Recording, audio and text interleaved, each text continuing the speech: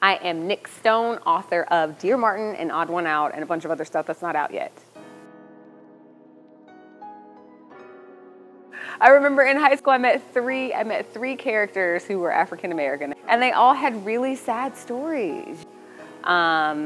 Reading lost its savor a little bit just because, I don't know, like you hit this point where the assigned reading no longer reflects your experience.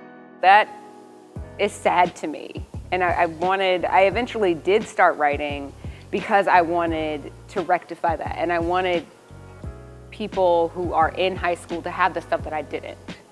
So Dear Martin specifically was unfortunately inspired by current events. In November of 2012, a young man named Jordan Davis was killed in Jacksonville, Florida. He and some friends had stopped by a convenience store to get some snacks.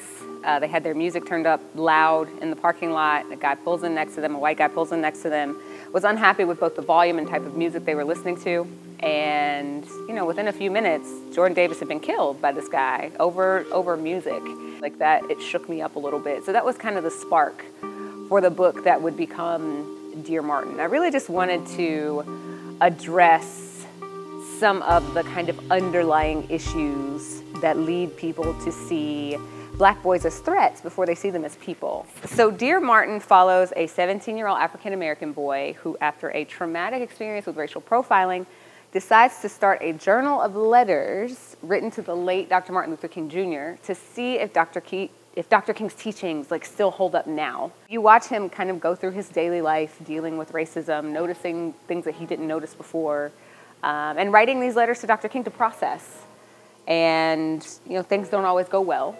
But I think that he does, toward the end, no spoilers of course, but like he does come out understanding life a little differently than he did going in. I have been blown away by some of the responses that I've gotten. It is beautiful to me how open you guys are to thinking about and talking about this kind of stuff.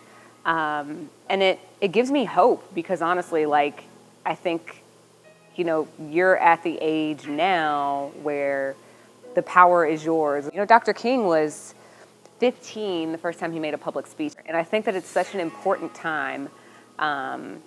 High school is such an important time for human beings to just kind of step into their power and figure out that they have agency and they can change the world. And I just hope that the book continues to spark conversations amongst you youngins.